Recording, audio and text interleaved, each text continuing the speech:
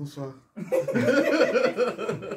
importe. Peu importe, mais oui. Alors, qu'est-ce que ça vous fait de recevoir vos compatriotes ici à votre hôtel? Tu peux ouvrir la porte, s'il te plaît? Ouais. Qu'est-ce que ça fait? C'est un honneur. C'est en même temps... ça fait plaisir, évidemment, de rencontrer toujours les Guinéens à travers le monde. Pour nous, avec ce que nous faisons en Guinée et que ça a un impact à l'extérieur, c'est toujours intéressant.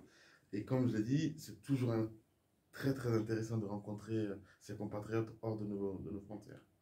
Ces jeunes, vous les avez écoutés. Qu'est-ce que vous êtes prêts à faire pour eux?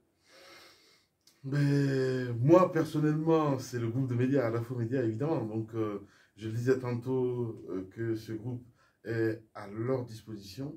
Le président l'a dit tout à l'heure, à dire que nous faisons le service public aujourd'hui. Je pense que c'est la vocation d'ailleurs première d'une radio ou d'une télévision. Donc, si on le fait et qu'on se rend compte évidemment qu'on le fait, je pense que c'est le plus important. Sinon, on a trouvé d'autres médiums sur place en Guinée. Espace est venu en 5e position quand on prend un petit peu l'historique.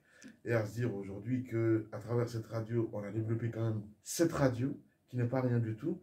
Et que dans chaque région de la Guinée, il y a une couleur différente. Jusqu'à la dernière née qui est Kalak Radio.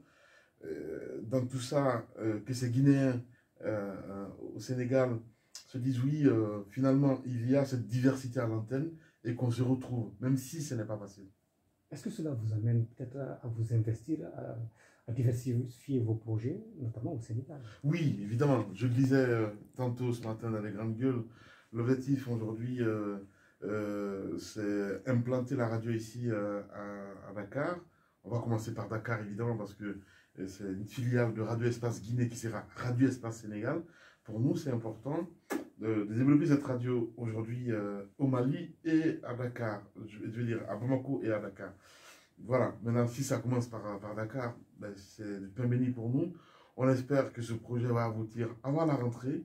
On va en tout cas s'y mettre. On va donner tout ce qu'il faut pour que ça puisse être une réalité pour les Guinéens vivant au Sénégal, mais en même temps, les Sénégalais, parce que c'est d'abord Radio Espace Sénégal, donc différente de Radio Espace Guinée. C'est d'abord pour les Sénégalais, et puis voilà, on verra un petit peu, si la radio s'est imposée en Guinée, il va falloir faire la même chose ici, sans aller dans le sens communautaire. Donc c'est un peu dans ce sens. C'est d'abord pour les Sénégalais. La rentrée, c'est en septembre, oui. Peut-être. Est-ce que le Sénégal, les Dakarois peuvent s'attendre à une radio espace? Ça dépendra des autorités. Ce qui est sûr aujourd'hui, c'est que Tamba me disait tantôt, allez, on va dire à 70%, voire 80%, on a la fréquence, ce qui n'est pas rien du tout.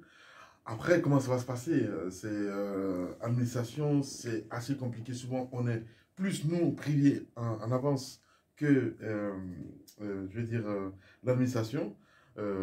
Notre souhait, évidemment, c'est de commencer le plus rapidement possible. Je le disais tantôt à la rentrée. On verra si tout ce qui est papier demandé, si tout est OK. Nous, après, il va falloir s'y mettre pour travailler. Allez, on est à combien de mois? 4 mois de la rentrée, voire 5, on verra bien. Merci, monsieur. Merci à vous.